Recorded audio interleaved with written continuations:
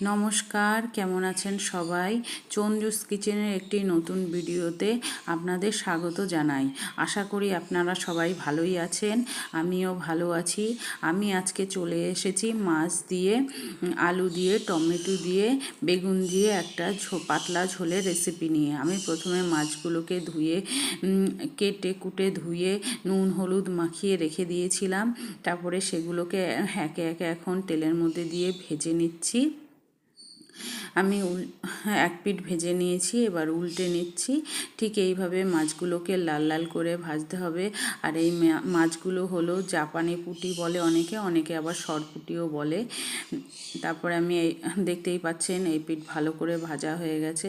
এবার আমি আবার উল্টে দিচ্ছি, উল্টে দিয়ে ওই পিঠকেও ভেজে নেব। দু পিঠকে লাল লাল করে ভালো করে ভেজে নিতে হবে। আর বন্ধুরা, আমি রান্না কিন্তু অল্প তেলে করি। তোমরা যদি বেশি তেল দিতে চাও তো বেশি তেল দিয়ে রান্না করতে পারো, কোনো অসুবিধা নেই।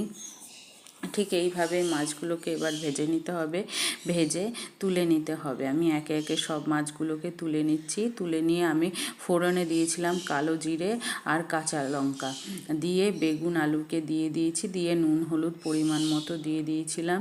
এবার লঙ্কার গুঁড়ো দিয়ে দিচ্ছি, জিরের গুঁড়ো, ধনের গুঁড়ো আর একটু কাশ্মীরি লঙ্কার গুঁড়ো দেবো আমি।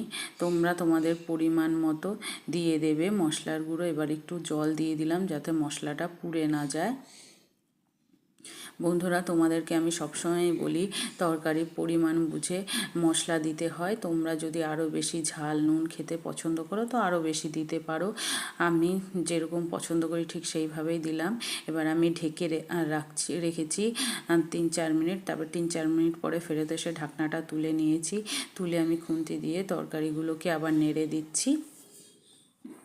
না নেড়ে দিলে নিচ দিয়ে তরকারি অনেক সময় পুড়ে যায়, সেই জন্য নেড়ে দিতে হয় একটু পরপরই। এবার আমি জল দিয়ে দিয়েছি, জল দিয়ে আরও কিছুক্ষণ কষিয়ে নিচ্ছি। মশলা নিচ দিয়ে লেগে যাচ্ছিলো কড়াইতে, সেই জন্য আমি একটু জল দিয়ে দিয়েছি। এবার টমেটো দিয়ে দিলাম, একটা টমেটোকে আমি কেটে রেখেছিলাম। তারপর সেই টমেটোটাকে দিয়ে আমি আরও কিছুক্ষণ ভালোভাবে কষিয়ে নিলাম।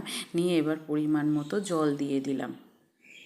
যতটা ঝোল আমি রাখবো, আমি যেহেতু পাতলা ঝোল করছি সেই জন্য সেই অনুযায়ী আমি জল দিলাম। আর একটু নুন দিয়ে দিলাম জল দেওয়াতে, জল অনুযায়ী।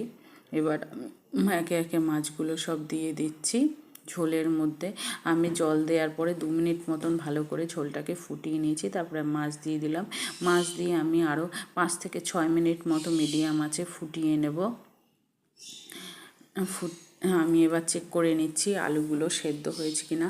আর আগের দিন আমাকে ভিডিওতে কমেন্ট করেছিলেন রেবা কুকিং, মিষ্টি বিশ্বাস, গৌরী নাথ, রেশমা বেগম, শিখা অফিসিয়াল, প্রিয়াঙ্কা চৌধুরী, মৌসুমী চ্যাটার্জি, ড্রিম 100, অর্চনা চক্রবর্তী, প্রবাসী বউ, তুমি যে আমার, ঈশিতা মণ্ডল। এবার আমার রান্নাটা হয়ে গেছে, আমি নামিয়ে নিচ্ছি। নামানোর পরে এরকম হয়েছে, তোমরা দেখতেই পাচ্ছ।